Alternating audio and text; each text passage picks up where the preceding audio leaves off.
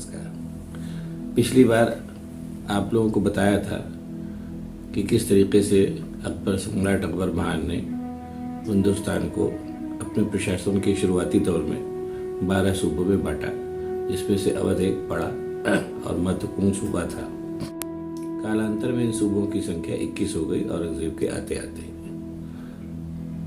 अब एक राष्ट्र के अंतर्गत जो भी उस समय राष्ट्र का कंसेप्ट था, उस समय राष्ट्र का कंसेप्ट मोटा मोटा ये था कि अगर कोई सम्राट है तो उसके अधीनस्थ जितना भी क्षेत्र है वही उस सम्राट के लिए राष्ट्र माना जाता था।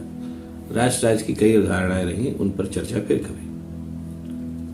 तो ये जो 21 सूबे थे, इन 21 सूबों का संचालन अकबर से शुरू होकर के और औरंगजेब तक एक निश्चित पैटर्न और एक निश्चित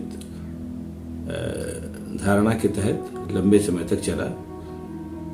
कालांतर में और उन सूबों ने, चाहे वो अवध का रहा हो, चाहे बंगाल का रहा हो, चाहे वो डेक्कन का सूबा रहा हो, जितने भी सूबे रहे थे, इन सूबों ने मुगलों के शुरुआती सम्राटों, चाहे वो अकबर रहे हों, चाहे वो जहांगीर रहे हों, चाहे वो औरंगजेब रहे हों या शाहजहां रहे हों, इन सब सम्राट, इत्तेफाक कुछ ऐसा रहा कि ये सारे बाबर और हुमायूं का तो कार्यकाल इसलिए नहीं जोड़ना चाहिए कि वो शुरुआती दौर था, उन्होंने केवल एस्टेब्लिश किया और चले गए। लेकिन अकबर ऑनवर्ड्स, जो अकबर से लेकर के और औरंगजेब तक जितने भी बादशाह हुए, इनको सबको लेकर के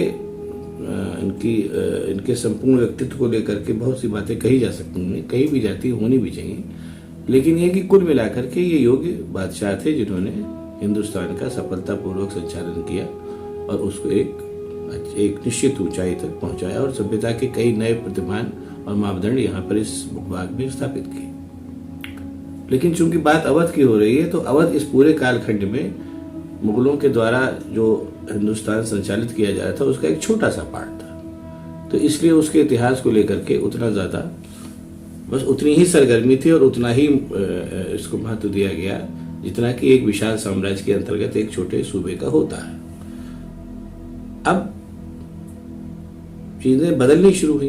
किसी भी समय में या कालखंड में चीजें लगातार परिवर्तित होती हैं। उसी तरीके से अवध की इम्पोर्टेंस एक तरीके से देखा जाए तो शुरू हुई औरंगजेब की मृत्यु के बाद।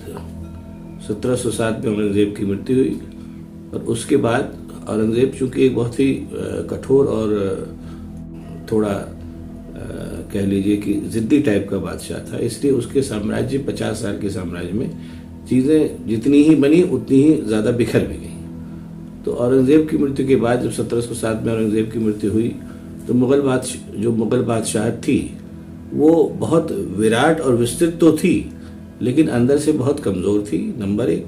और नंबर 2, उसका जो दरबार था, उस दरबार के अंदर योग्य लोग तो थोड़े बहुत जो से थे सो थे ही थे, लेकिन तिकड़मी और भ्रष्टाचारी और साजिशी लोग भी बहुत बड़ी संख्या में थे। जैसा कि होता है, जो उस जमाने का चलन था, राजशाही में राजा कुछ लोगों की सहायता से या सम्राट कुछ लोगों की सहायता से राज्य चलाता है। उसमें तमाम वर्ग होते हैं, उनके ग्रुप होते हैं, उनके प्रतिनिधि होते हैं, उनके बीच में घात प्रतिघात षड्यंत्र चलते रहते हैं। और हमेशा से ये कोशिश रही, राजतंत्र में अभी भी होती है, राजतंत्र में तो बहुत ज्यादा होती थी कि विभिन्न जो वर्ग और उनके प्रतिनिधि होते थे वो राजा या सम्राट पर अपना वर्चस्व बनाए रखना चाहते थे अपने अपने हितों के लिए।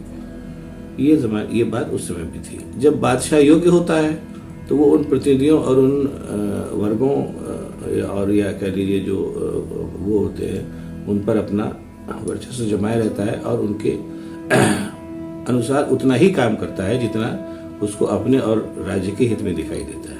लेकिन कालांतर में जब व्यवस्था कमजोर हो जाती है और सम्राट कमजोर हो जाता है तो उसको संचालित करने वाले वर्ग और प्रतिनिधि लगातार अपने आप को मजबूत करने के लिए किसी भी हद तक जाते हैं और कालांतर में वो उस सम्राट या उस राज्य व्यवस्था के ऊपर भी कभी कभी भारी पड़ते हैं। औरंगजेब की मृत्यु के बाद एक तरीके से देखा जाए तो ये सिलसिला भी शुरू हुआ। ये सिलसिला देखा जाए तो साम्राज्य के लिए तो ठीक नहीं था और कालांतर में उसने मुगल साम्राज्य को धक्का भी पहुंचाया, लेकिन जो सूबे बने थे या ये कह लीजिए कि जो सूबों का भाग्य था, उन सूबों के उस भाग्य को पलटने में और उनको महत्वपूर्ण बनाने में ये मुगल दरबार में जो खींचतान और जो षड्यंत्रों का दौर चला, उसने एक व्यापक रोल निभाया, व्यापक एक भूमिका इन षड्यंत्रों की रही। और इन षड्यंत्रों ने ही मैं कालांतर में आपको आगे के एपिसोड में बताऊंगा, इन षड्यंत्रों ने ही अवध के भाग्य को बुलंदी पर भी पहुंचाया, जिस कालखंड की और जिस स्थान की कथा हम कर रहे हैं और अभी आगे भी बताएंगे। लेकिन मुगल साम्राज्य को तो उन्होंने सांघातिक चोट पहुंचाई ही, ये अलग बात है कि वो एक ऐतिहासिक सच्चाई थी, ऐतिहासिक कालखंड था जिसमें ये सब होना ही था। उसके रिपरकशंस या उसके प्रभाव के क्षेत्र में, या उसके ये कह लीजिए कि उसका जो परिणाम आए, उसने अवध को एक महत्वपूर्ण और राजनीति में निर्णायक रोल निभाने का अवसर प्रदान किया। ये कथा आगे की एपिसोड में आपको बताएंगे। फिलहाल नमस्कार। इस चैनल को सब्सक्राइब करिए अगर कथा आपको पसंद आ रही हो, और किस कालखंड में हम किन किन चीज़ों को देखेंगे ये भी आपको देखने को मिलेगा और अच्छा लगेगा।